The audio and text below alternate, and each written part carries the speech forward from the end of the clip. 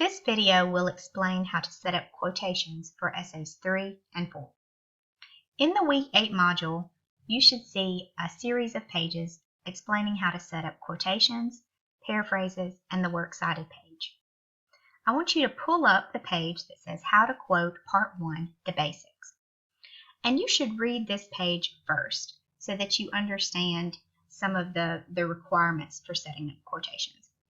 So let's just go over a few of these. First, you need a lead-in, then you need the quotation itself, and then you may or may not need a citation. So the lead-in tells me who's speaking or writing, or gives some context for the quote. The quotation itself is pretty obvious, right? Those are the exact words from the source, bookended by quotation marks. And the citation will give you some information about where to find the source material. And that citation would occur in parentheses at the end of the quote. So if you scroll down, you'll see several different examples of how to set up each part. And I've given examples of several different ways to do the lead-in, several different ways to set up the quotes, and some questions you might have about when you need to shorten up a quote or when you need to add an explanation. So I'm not going to go over all of those different examples on this page. I thought the better thing to do would be to pull up a couple of different articles and to show you how I would set up the quote if I were writing an essay. So what I did is I picked out one of the topics that's on the list, college tuition here, and I pulled up two of the example resources that I have listed. The first one is the CQ Researcher Report, and that is an in-depth article that I found through the Hines databases. And the other is an article by Nancy Cook on the Atlantic Magazine's website called The Power of Free Community College. So I've just pulled those up here,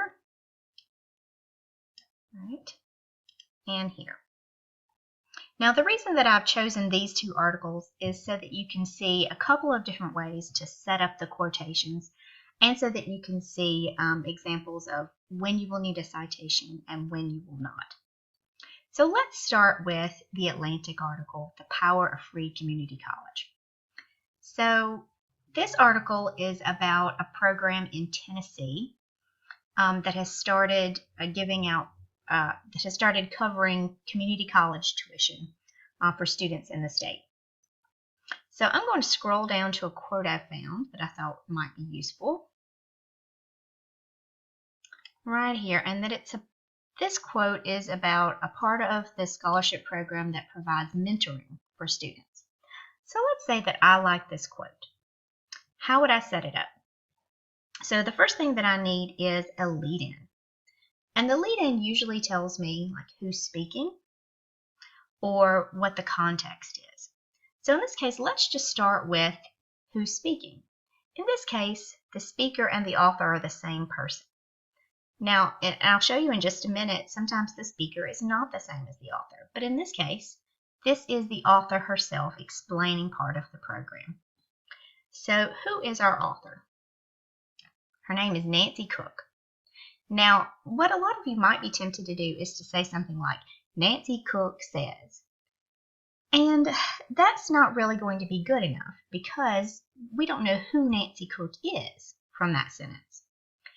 All we know is her name. So why do we care about what Nancy Cook has to say? Well, we want to give her some credentials so that we understand that she has we have a reason to listen to her. So what you can do is you can tell me who she writes for, like the publication The Atlantic, or you can give me the title of the article that she's writing, or you might even mention both. So for example, let's say something like, in her Atlantic article, The Power of Free Community College, Nancy Cook explains, quote, and you'll notice that instead of just using says, which is a very general kind of verb and not great in essay writing, I chose a more specific verb like explains. And I want you to notice that I use the present tense as well. So explains instead of explained. Another thing that you'll need to do is make sure if you mention the title of the source, like the Atlantic, that you italicize that title. All right, so here's a lead-in. In her Atlantic article, The Power of Free Community College, Nancy Cook explains. So I've told you her full name. I've given her some credentials, right, that she writes for this particular well-known magazine. I've given the article title. I've put a comma after the verb, and I've set up the first set of quotation marks. Okay, so that's a good way to start a lead-in. Now, let's scroll down and find that quote we liked. Here it is. I'm going to copy it. And when I paste here, I want to paste so that it merges the formatting. And I want to make sure that my quote doesn't go over 4 lines. MLA only allows you to go up to 4 lines before you have to format the quote differently. So we've got 3 full lines and part of a 4th. So that's fine. Okay. And then a last set of quotation marks. And you might be asking me, okay, so do we need a citation? In this case, no, we do not. The reason that we don't is that if you look at this article, right, it is available on the web. There are no page numbers on the web version of this article. Now, if we were referring to the print version of this article and we wanted the reader to know where to find it in that print version of the magazine, then we would give a page number. But we're referring to the online version of the article, and there are no page numbers available. So no citations needed with the page number. And since we have already introduced the author's name in the lead-in, there's no need to repeat it in a citation at the end. So in this case, all we need is a lead-in mentioning the author's name, and then the quote correctly punctuated. And you'll notice that that last period is inside the quotation marks. Now, one other thing I do want to mention is that since we've already introduced Nancy Cook for the first time with her full name, after this point, you can refer to her by last name only. So you can just refer to her as Cook. Okay, so that's one example. Let's look at a slightly different example. And that is the article that I pulled up in CQ Researcher. Okay? Now, this one is slightly different because you can find a version of this article with original page numbers. So if you look right here that says View PDF, that is a scanned copy of the original article with page numbers. And if page numbers are available, you should use them. So let's click on that.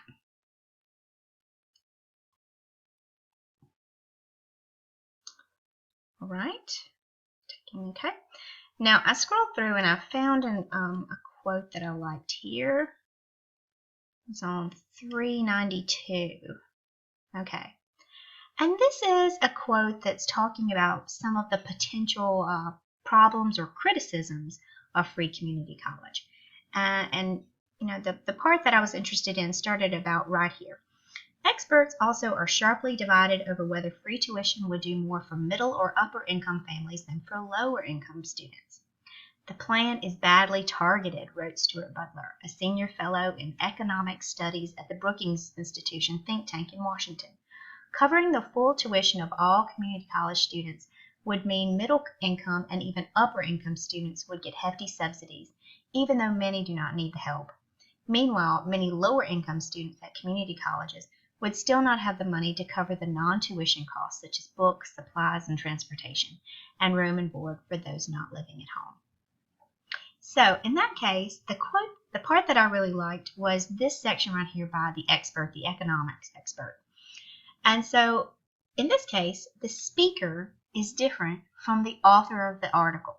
And the author of the article is a guy named, David Hozansky, I believe. Yes. Let's scroll up here and check. Yes, David Hozansky. All right. So let's scroll back to our article, our quote rather. All right. So in this case, what do we do if the speaker and the author are different?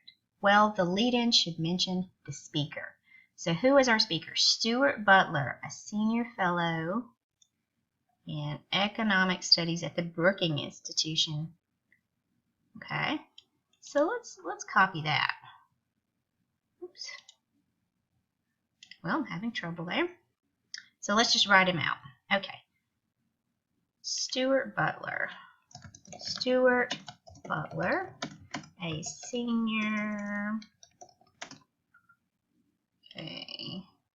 fellow in economic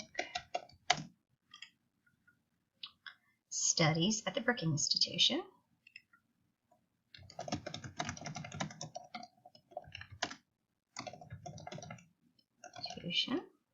Okay.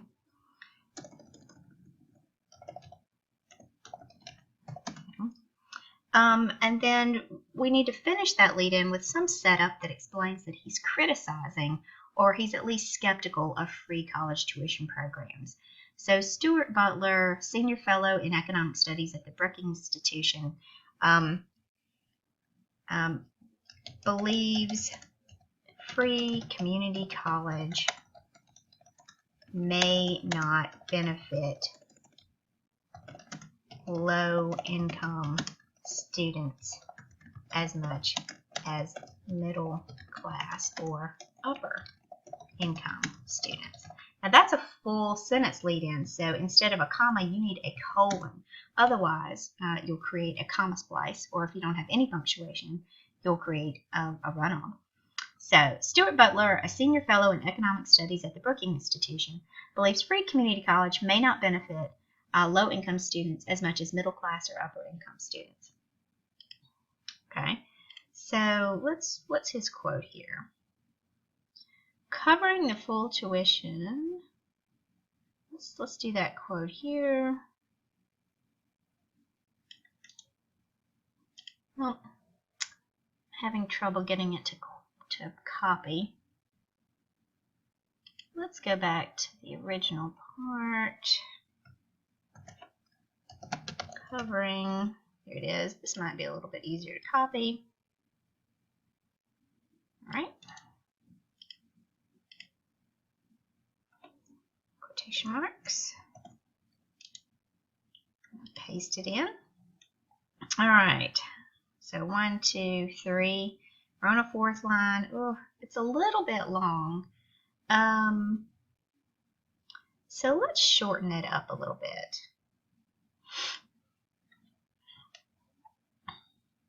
Let's take out the part of this sentence. And since we're shortening the quote, what we're going to do is create a set of ellipses. And that is a set of 3 periods, the space before and after. All right. It lets the reader know we have taken out some part of the original quote. So that shortens up the quote a little bit so that it's not quite over 4 lines. Okay, so that's the end quote. Now in this case, we do need a citation because our speaker, Stuart Butler, is not the same as our author. And when we're looking for the information on where to find that source, when we go to the Works Cited page, it's the author that's going to be listed on the Works Cited page, not the speaker, Stuart Butler. So we need some way to understand, okay, where's this quote from? So what we do is we set up a parenthetical citation by starting a set of parentheses. And then we use QTD period for quoted in. And our author is Hosansky. And the original page number is available, so we use it.